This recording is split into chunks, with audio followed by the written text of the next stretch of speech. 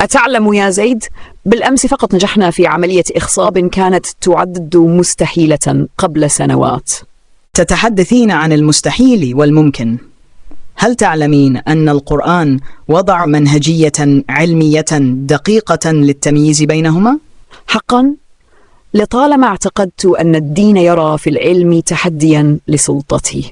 الحال في القرآن على العكس من ذلك تماما، فالقرآن يميز بين نوعين من القدرات في الكون: قدرات الله المطلقة التي لن يتمكن البشر من مجاراتها أبدا، وقدرات أخرى منسوبة لرب مخلوق والتي يمكن للبشر أن يقتربوا من مستواها شيئا فشيئا كلما تقدموا علميا. معقول؟ وهل لديك مثال على ذلك فيما يتعلق باختصاصي في علاج العقم؟ بالتأكيد، في القرآن قصة مثيرة عن زكريا وزوجته العاقر. الآيات تقول: قال ربي أنى يكون لي غلام وكانت امرأتي عاقرة، قال كذلك قال ربك هو علي هين. هنا علاج عقم منسوب إلى ربنا وليس إلى الله، وتم وصف هذا العلاج بأنه عليه هين، مما يشير ضمنيا إلى أنه صعب على غيره من المخلوقات. ووصف الأمر بأنه صعب علينا هو دليل على قدرتنا على القيام به يوما ما، فهذا تنبؤ من القرآن بأنه سيأتي يوم نعالج فيه العقم، ولكن بوسائل معقدة. مدهش. وماذا عن الاستنساخ مثلا؟ حتى الاستنساخ تنبأ القرآن به، ففي قصة مريم تقول الآيات: قالت أنى يكون لي غلام ولم يمسسني بشر، قال كذلك قال ربك هو علي هين. كذلك هنا نسب الأمر إلى ربنا تحديدا ووصف بأنه عليه هين. لم أكن أتوقع أن القرآن يشجعنا على البحث العلمي وبهذا الأسلوب الدقيق. بل هناك ما هو أروع من ذلك. الآية التالية تشجعنا على اكتساب الربانية بالعلم والدراسة، أي بتعلم قوانين ربنا الكونية المادية. كونوا ربانيين بما كنتم تعلمون الكتاب وبما كنتم تدرسون. وبما أن القدرات المنسوبة لربنا المخلوق في القرآن كثيرة جدا ومعظمها لم يصل إليها البشر اليوم، فهذا يشجع الإنسان على مواصلة البحث العلمي بتفاؤل كبير نحو سيطرة أكبر على هذه الأرض. لكن ماذا عما يتعلق بالله؟ بما أن علاج ربنا للعقم يتعلق بالخلق، فقال في السياق ذاته: وقد خلقتك من قبل، وذلك لأن الخلق في المصطلحات القرآنية هو تصميم الشكل والهيئة.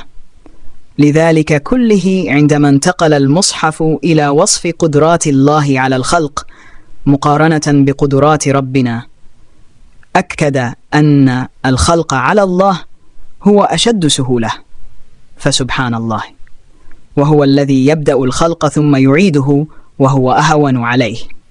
وهذا منطقي لأن الله هو المطلق القائم بذاته، بينما الرب المخلوق فمهما عظمت قدراته يظل مخلوقا محدودا يستمد قدراته من الله خالقه.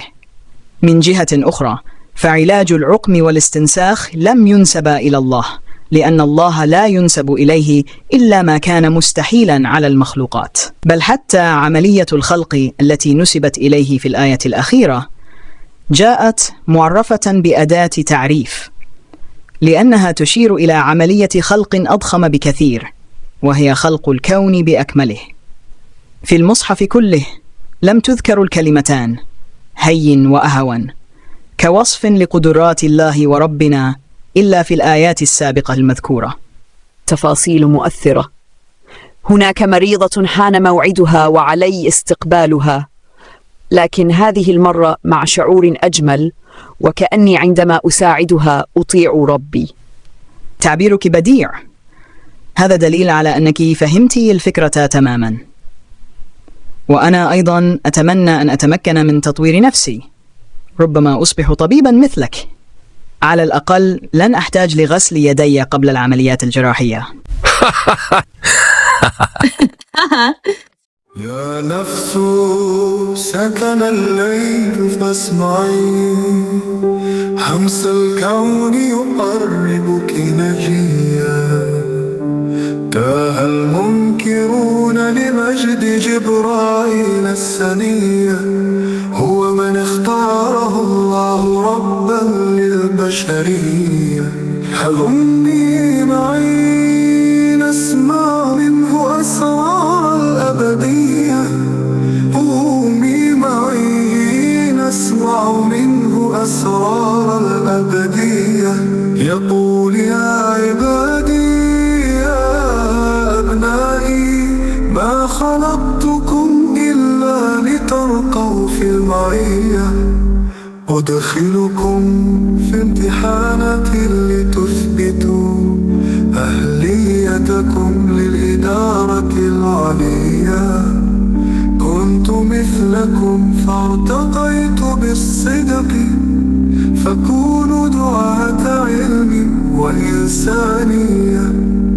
في ختام هذه الدورة الكونية أمنح النجين عضوية المستشارية.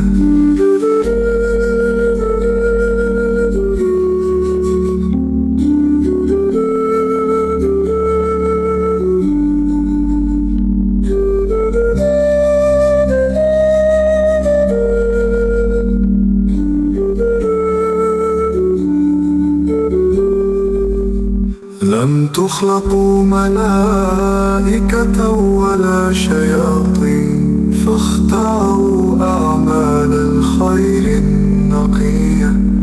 أنا ربكم والله فوقي وفوقكم، هو المطلق لا تحده نسبيا. طوروا ذواتكم وادخلوا جنته، لا نقص فيها الخلود الأبدية.